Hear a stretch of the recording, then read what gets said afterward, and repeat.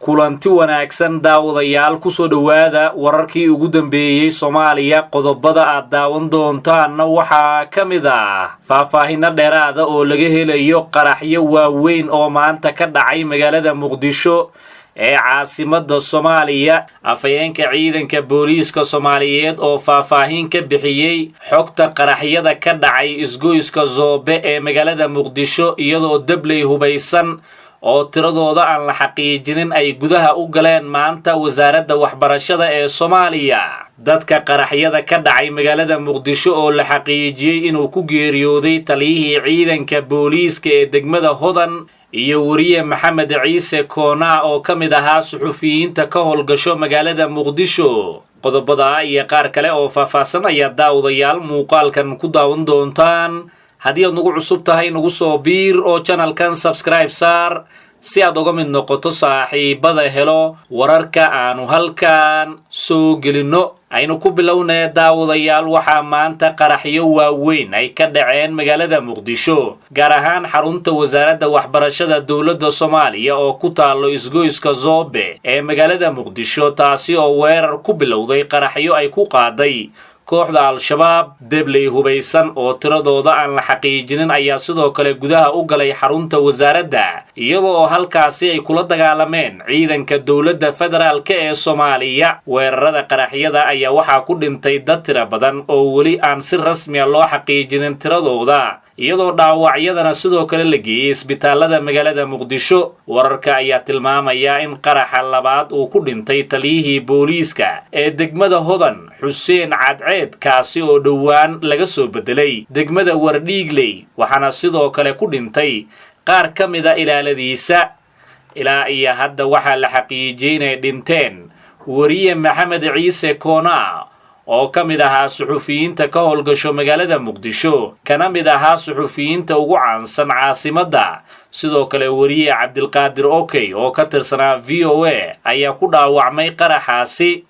waxaa jira khasaare dhimasho iyo dhaawac leh oo soo gaaray dad shacab ah oo ku sugnaa agagaarka xarunta waxaana wasaaradda ay ku taalay meel aad u mashquul badan oo isgoys ah sidoo kale wararka waxay tilmaamayaan in wasiirka wasaaradda waxbarashada Faarax Sheekh Cabdilqaadir ku-xigeenkiisa iyo waliba agaasimaha guud ee wasaaradda gebi ahaanba ay ka maqnaayeen xarunta wasaaradda waxbarashada xilligii weerarkaasi u dhacayay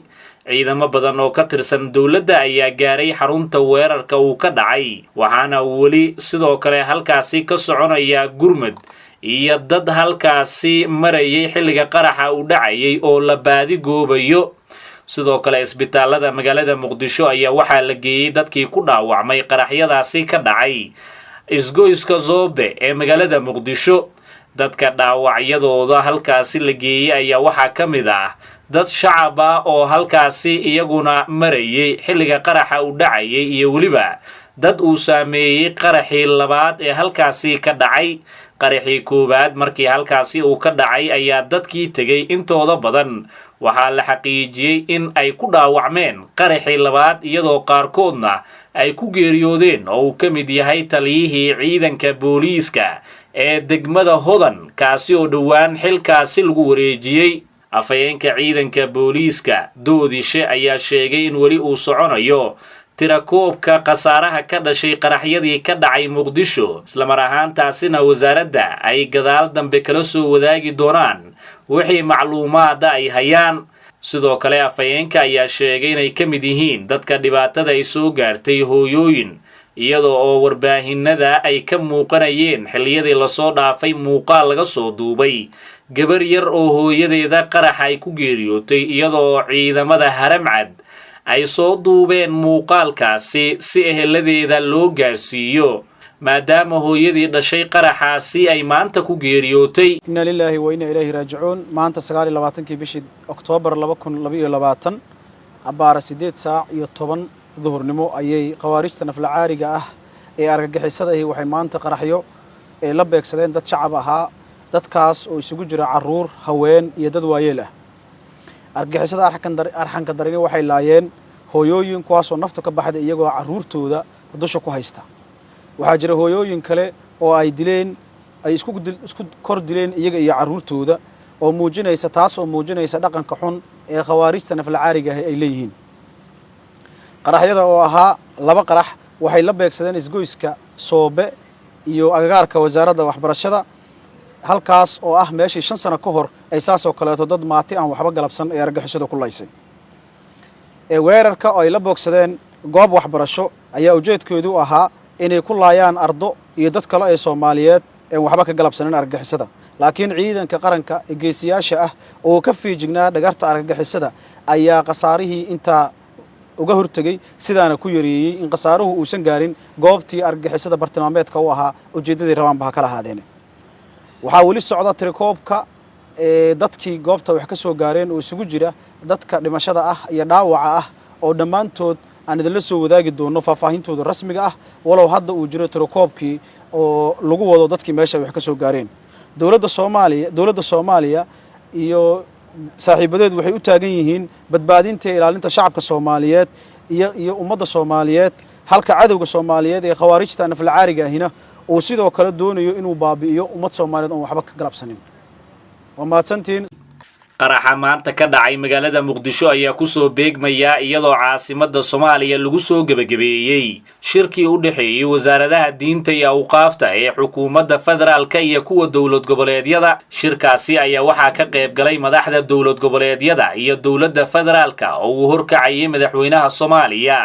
xasan sheekh maxamuud oo halkaasi khudbad dheer ka jeediyay ayaa ummadda Soomaaliyeed ugu baaqay inay xoojiyaan kacdoonka ka dhanka kooxda al-shabaab xasan sheekh maxamuud ayaa ballan qaaday in dawladda ay la xisaabtami doonto ganacsatada Soomaaliyeed ee lacagaha siinayaan dagaalyahanada al-shabaab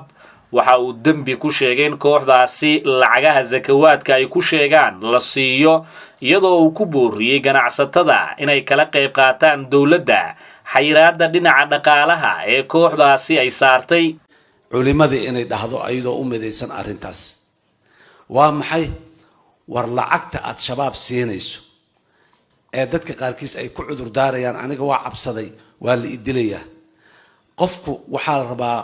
qowlka hadalka aad leedahay micnaha uu leeyahay waxa ka ratib maayo inaad taxliili kartid qof bini aadan oo ilaahay caqli siiyay tahay waa maxay macnaheeda war aniga ha idiline qaado kistaan markaad tiraad macnaheeda maxaa waaye aniga ha idiline hebel soo dilsow maaha hebel yaalo soo dilsow maaha hadda halkaa laga dhawaajiyay 14 Oktoobar wixii ka dhacay Soobe wiilasha yaryar ee qalqaloocanay muxuu ahaay maryaa xunsita miyaa isku soo duway oo dhaqaale ay ku soo sameeyaan imiday ku iibsadaan imida hadda gaareen inay daroona soo iibsadaan gaaray yaa bixiyay walaalka Soomaaliyeed ee muslimka ahaw hadday cabsi ka tahayna cabsida ka bax hadday diin yari ka ahayd iyo faham yarine waa lagu sheegay maanta dadkii sheegi lahaay oo ugu habboonay inay sheegaan yaa ku sheegay dadkii sheegi lahaa ee ugu habboonaa iyo afkii lagu sheegi lahaa oo ugu habboonaa ayaa sheegay qarax dilka xabadda la riday ceelka la gubay masaajidka la dumiyay dhammaan lacagtaad bixisaa qayb ka ah ogow qofka lacag siinaya shabaabo ogow maalintaad dhima lahaydna waa dhimanay inaad lacag bixisay ku badbaadi maysid inaad shabaab lacag siisay cimrigaagu ku dheeraan maayo maalintii ilaahay kugu daray saacaddii ilaahay ku taray saacad lagu dari maayo laan ilaaha ballan qaaday saacaddii inaan saacad lagu darin saacadna laga soo hormarinayn marka taas inaad intaad ka boodo cabsidu ay ka bootiso ee ay shabaabku waa ku badbaadinayna waraa lacagta kan inta ku yiraadaan aad lacagti dhiibto ogow maanta haddii ay ogaal la'aan ka ahayd iyo haddii wax waa lagu qeexay waa lagu sheegay dambi waaye ogaalaad ku galow haysaa maanta wixii ka dambeeyo waa u bareero haysaa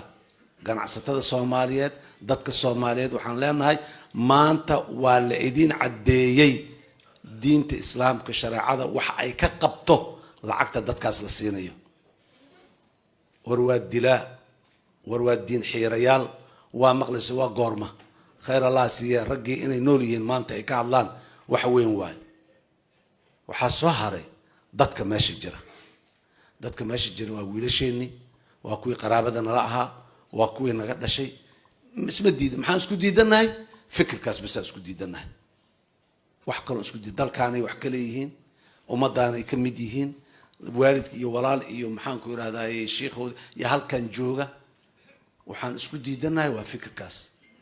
wadar iyo waaxid yaa waalan war meeqa mujtamaca ka tihiin waxaan leeyahay wiilasha Soomaaliyeed idinkuna maanta xuja idinku oogan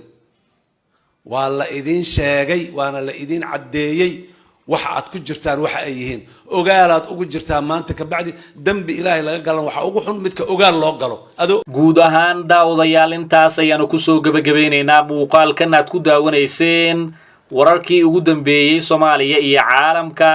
tan intaanu daawadayaal dib ugu kulmi doona muuqaalo kale waxaanu iminkii idinkaga tegaynaa sidaas iyo nabadgelyo.